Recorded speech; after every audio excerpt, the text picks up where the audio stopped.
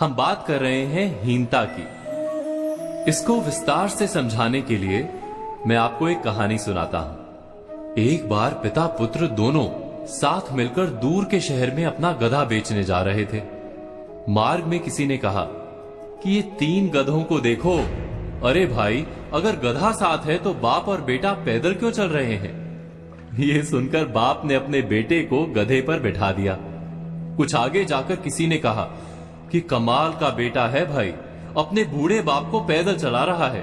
तो बेटा गधे से उतर गया और बाप को बैठा दिया। कुछ दूर जाकर किसी की बात सुनी, भाई कमाल का बाप है, अपने बेटे को पैदल चला रहा है। यह सुनकर बाप बेटे दोनों गधे पर बैठ गए।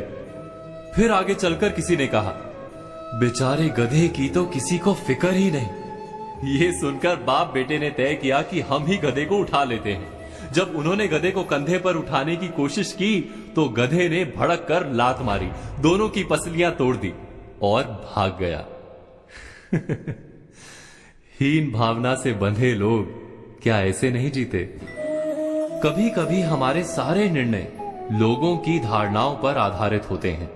हम यही विचार करने में जीवन बिता देते हैं कि समाज क्या कहेगा।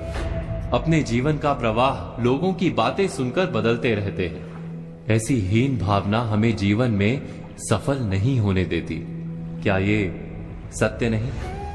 ये सत्य है कि समाज से उत्तम कोई दर्पण नहीं।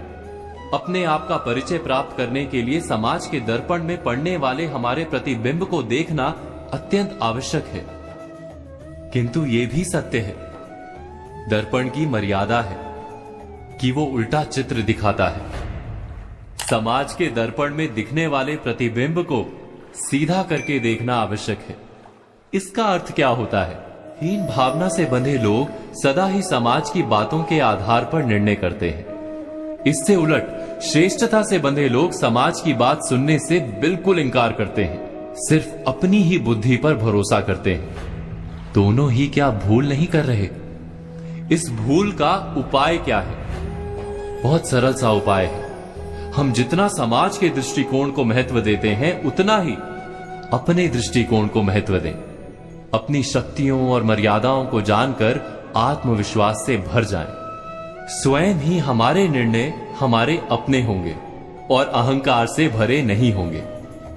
ना श्रेष्ठता से लाभ होता है, ना ही हीनता से लाभ होता है।